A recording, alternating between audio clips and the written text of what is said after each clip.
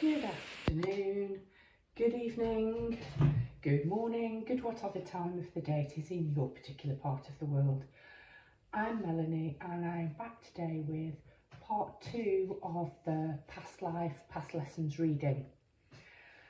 I'm filming this some considerable days after I filmed part 1. The cards are new, the cards are really big. And I just felt that I needed a break after reading the first batch of cards. So if you chose the carnelian stone, this is your reading.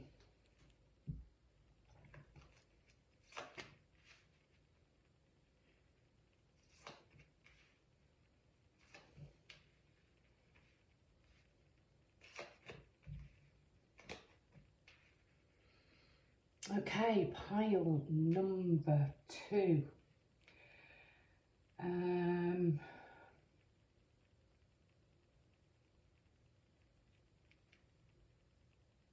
This reading, the lessons from your past life, very briefly in a nutshell.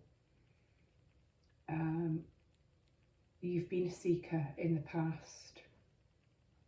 You've been on a spiritual path, I think, through many lifetimes. I think you've had a struggle. Possibly at times you've been overzealous and unbending and fairly rigid. At times you've needed great strength to follow your own spiritual path, your own spiritual calling. There's quite a lot about power here. When to fight, when to use power, and when to relinquish it, and when to go with the flow, in a nutshell. The cards come from a complete mixture of cultural backgrounds, epochs, faiths. I feel this is possibly a recurrent theme in your life, pile number 2. Which has played out over many lifetimes. And yeah, essentially the lesson is when to fight, when to go with the flow. Okay, let's start going through the cards on the table. Your first card you have is the Fool. Great card to come up in some kind of past life reading, because the Fool is the beginner's mind, receptivity, being open. What you have depicted here is possibly the most beautiful and most spiritual Fool I've ever seen. It is the Mevlevi Sufi Sama ceremony. So what you've got here is a holy fool, a seeker, somebody. They were also known as whirling dervishes, and they danced themselves into a religious state of ecstasy. So really this is a holy fool, like I say, divine foolishness. I think it is about attempting to reach peace from chaos, and understanding that in the beginning there is the end, and vice versa. It is a card of a mystic and a card of transcending, of rising above the humdrum and finding yourself in a state of religious ecstasy.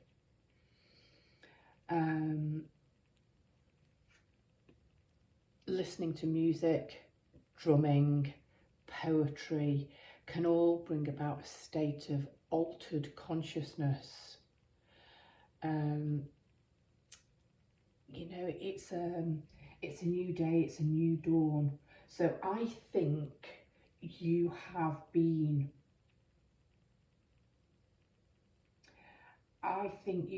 had past lives where you have been part of religious ceremonies, religious groups.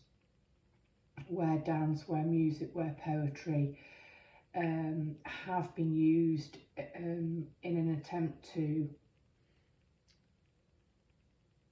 suffuse with the divine, fuse maybe with the divine. I'm drawn to his white and his purity.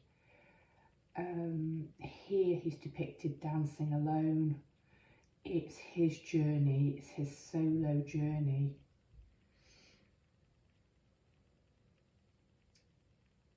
However, the Sufi usually do dance within a group and possibly draw energy from the music and from the other dancers. So I think going right back, you have been a mystic, you've been a seeker, you've been this holy fool, this divine fool, this mystic. You've got the magician here. And the way I've laid them out, they're sort of touching and overlapping.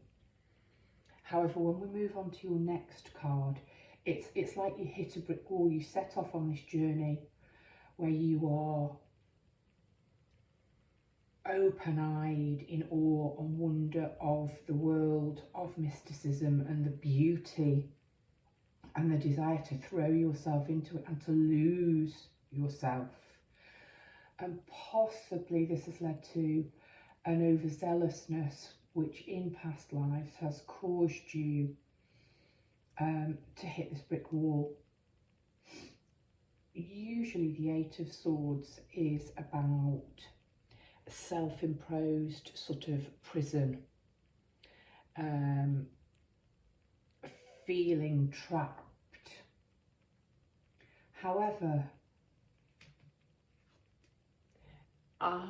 this card, this man has deliberately been tied to, I think it was called a nithing pole by the Vikings. So clearly you have been punished or persecuted or made a fool or mocked or ridiculed in a harsh way for your religious beliefs. There's a lot going on this card. Let me try to explain it. Here are the swords of entrapment. The man is tied to this nithing post.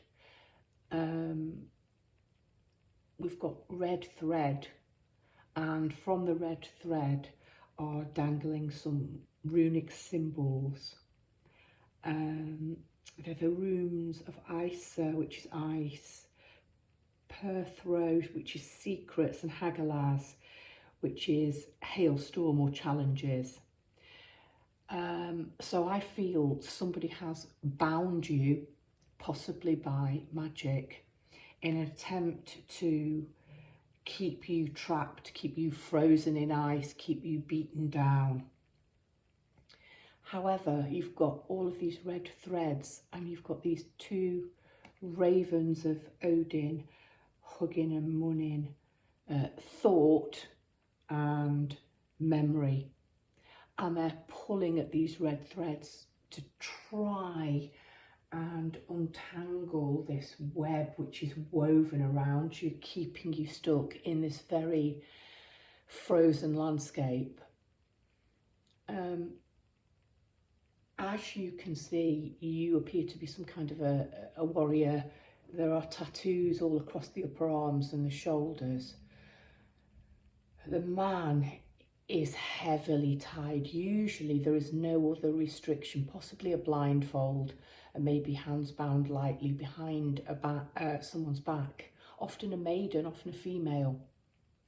Here this man has been really tied up and has rope in his mouth which he's biting down on. All of his body is tense with fighting and battling against these ropes. I think the message here, particularly as you've got the four above and the Four of Swords, is about taking a break and taking a rest. You've got the balance of the two on either side. the way it's depicted, you've got the 3 swords here and the 3 swords here. It's possibly about learning when to relax, when you need to fight, and when you need to actually acquiesce and just perhaps go with the flow a little bit. There's a sense in past lives that you have felt trapped by those and that which would control you and attempt to bind your will. And this tangled red thread all around you.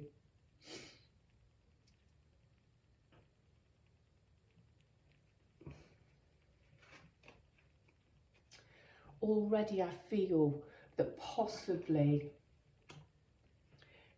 your overt, very zealous form of mysticism may have caused some kind of entrapment and binding, persecution even.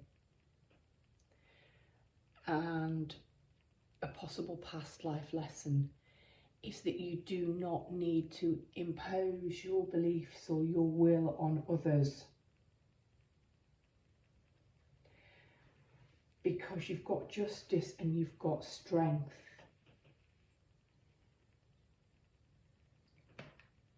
This is a really important lesson, because you do have helpers in the form of the ravens. If perhaps you would stop fighting and let them untangle this red web of thread, if you would perhaps relax your muscles, the ropes would be less tight, you could conserve energy and then possibly wiggle a bit and try to free yourself more gently. Sometimes it's not wise to fight hard and fight every battle. Choose your battles, conserve your strength, possibly fight only when it's just to do so.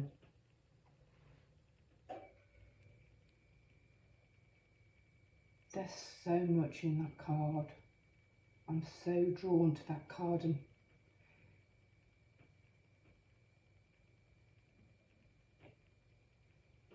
if I put it here, maybe possibly because it's showing as being central to everything. Okay, your third card is Justice. And then you have the Magician and you have Strength. So apart from the 8 of Swords, which I think is such a powerful card, everything else is a major arcana card. This Justice card, it's Ma'at, the Egyptian goddess, weighing, connected to death when you die, weighing the heart and the feather, and it has to balance. This card is about alignment of yourself to your sense of purpose. So here you are balanced, whirling in this divine ecstatic dance with the beginner's mindset. Here you are being quite intransigent and inflexible and fighting, even when it's quite pointless to do so and you would benefit from resting a while. Taking a break from fighting when it's not going to have any purpose. So this is all about alignment of self to your sense of purpose. Obviously, justice or balance relates to the human and the moral law, but it's also about shifting and changing your own sense of inner balance in order to maintain order. There's a sense of cosmic order here and of rightness, and being in flow with the balance of the universe. So I'm just going to put this down for a moment, because I think this is the central lesson. Through past lifetimes, you've had the calling to be the mystic, the seeker, the magician, to work the Kabbalic arts. And I think you have been 100% totally dedicated to your spiritual path, but possibly too dedicated, which has thrown you out of balance. And I keep using this word, maybe overzealous, maybe literally being a zealot, and possibly even bigoted, blinded to the paths of others, and not necessarily being able to fulfill the purpose of a role in a lifetime, because you have not been in alignment, you've not been in flow, you've not known how to balance, when to shift and when to listen to the cosmic order and rightness of being in flow with the balance of the universe. This card is about directing your resources and your energy. It's about excess and deficit, that balance, that weighing up there.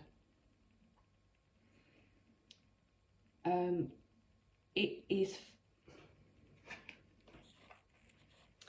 about fine-tuning when to take action, what is reaction, creation, destruction. It's more about living up to your own moral code and your own standards, and maintaining your own checks and balances to keep your spiritual ego intact, to make sure that you stay on the correct path and you are, I keep coming back to this, aligned to your own sense of purpose.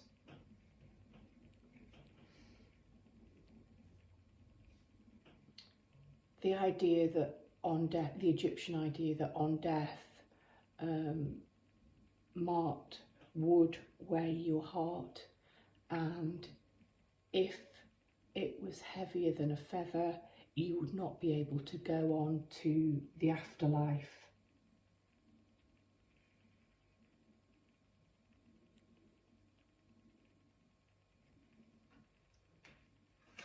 Here you've clearly battled some form of injustice. Were you too intransigent? Were you out of flow? Were you persecuted?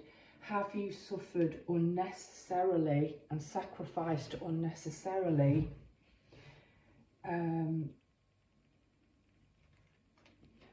Because as long as you act with pure heart and pure intention,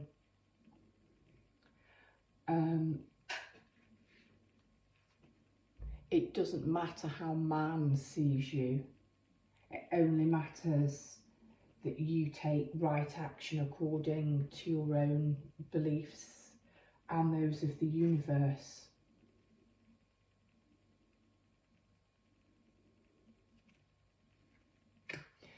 Next card is the Magician, and so we start off with the Fool at 0, the Islamic Holy Fool. We've moved on to 11 for Justice. We're now moving back to number 1, the Magician. This is the first archetype that the Fool meets on the journey. So this really is, this is masculine, quite a masculine reading, because quite honestly you've battled here, possibly been persecuted for religious and spiritual beliefs and practices. Here you are coming back possibly for a second attempt in another lifetime. And here there's very much a sense of mastery. This magician is creating the Jewish Merkabah, which is the divine chariot. So we've kind of got a nod to Judaism, a nod to Islam, you've got Egyptian, and then you have Hindu. So you could have spent past lifetimes practicing spiritual beliefs, becoming a spiritual warrior in a number of cultures and religions. The magician is the card of the divine spark. I often refer to him as the plus part of a battery. He's heavily masculine. It's about forceful action. It's willpower. It's knowing words of power. It's the created universe. It's about magic, will, energy, and manipulation and control of the universe. And here you can see him manipulating and controlling. As above, so below. We've got water, we've got fire. Earth is grounded upon the earth and the sand. And the air, we've got the wings up here.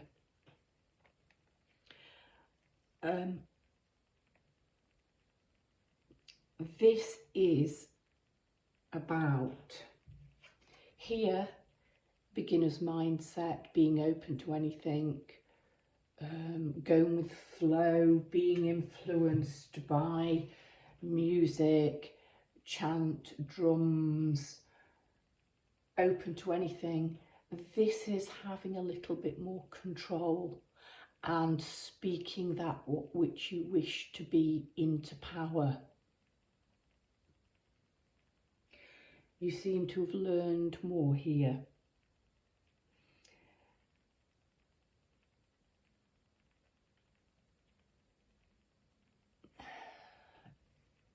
Focus. So the lesson to be learned here, you've had to learn with the flow, to merge with the divine, not to battle unnecessarily, to know when to rest. You've had to get into alignment with the justice of the universe,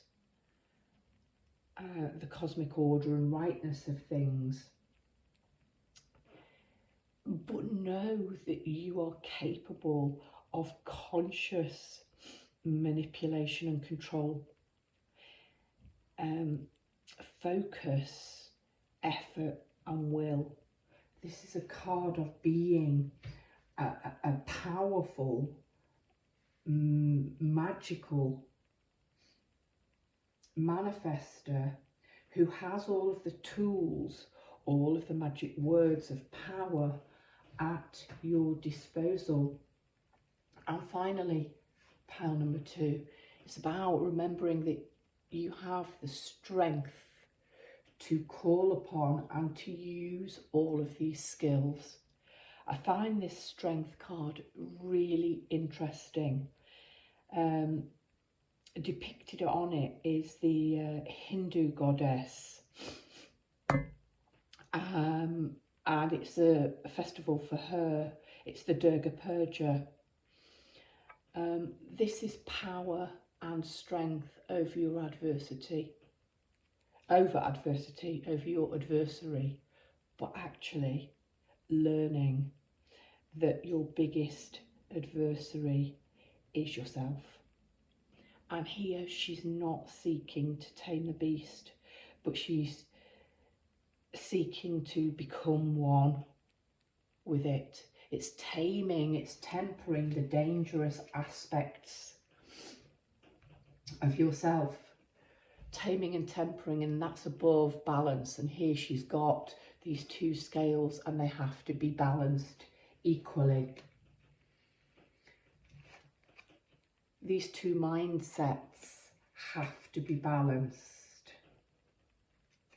The fight, the struggle has to be balanced.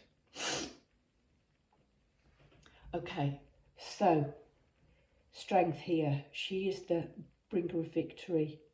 She is the invincible warrior. She's the mistress of power. But it's power that's been awakened. It's knowing your own raw power, your own dynamic force and self-will. It's Shakti power here. I love the idea that because she's connected to India, she is on this tiger. You will often see this symbol used as a symbol of feminism in India, because it's Shakti power, it's female strength and power, and it's underneath justice, which is represented here by a female, and it usually is represented by a female on most cards. Everything else is represented by a male. So it is, I talked about the magician being the plus side of the battery. It's recognising that strength isn't always a masculine strength. This Bengal tiger was again a symbol in India of India overcoming the British Raj, the British Empire, the British oppressors.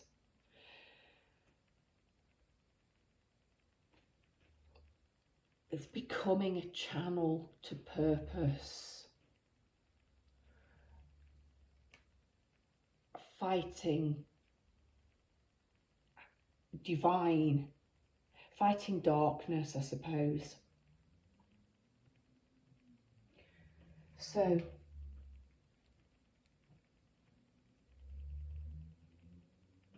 I feel I said actually in the first couple of minutes I picked up the energy of this reading.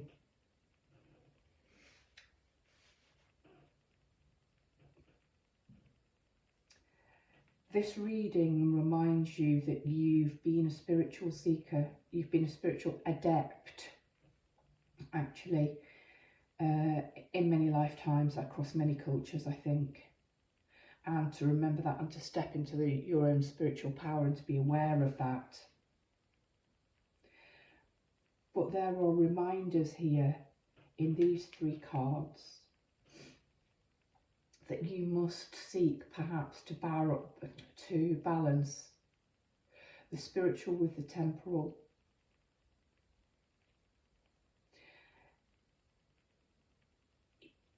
It's knowing when to fight, it's knowing when to flow, it's knowing when to listen to your spiritual guidance and intuition and your inner voice.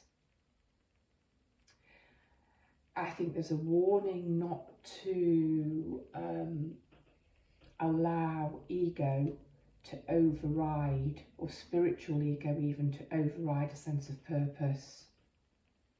There's a sense that you've reached pivotal positions, height of knowledge in the past, but possibly your downfall has become that you've become too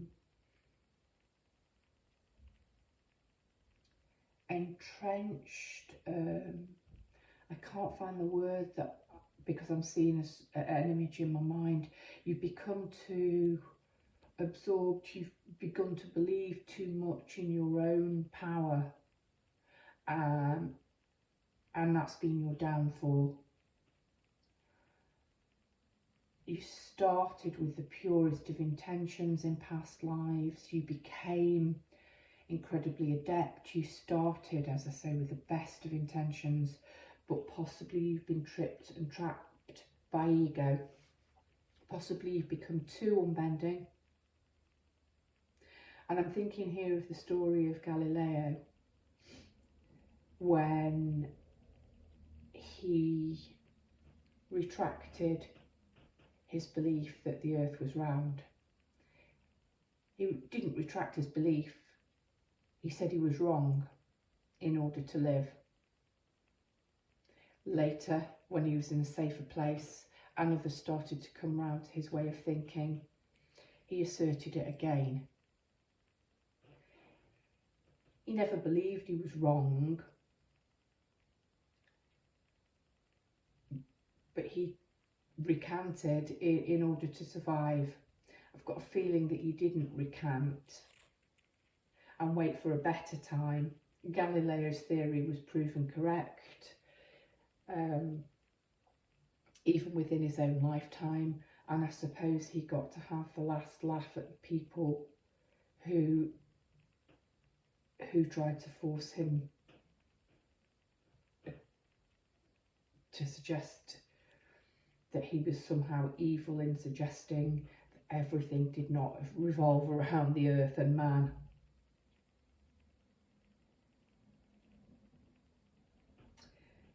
You have the strength, the righteous strength, to fight against oppression. Divine female Shakti energy here to defeat evil,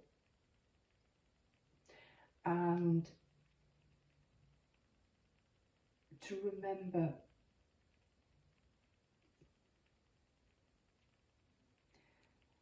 that doing right in the eyes of man, being put on trial for your beliefs.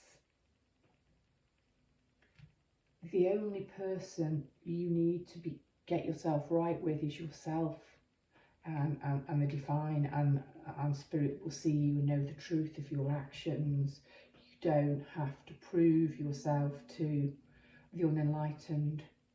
I think that's the strongest lesson here. Brightest blessings to you, spiritual seekers. Pile number 2.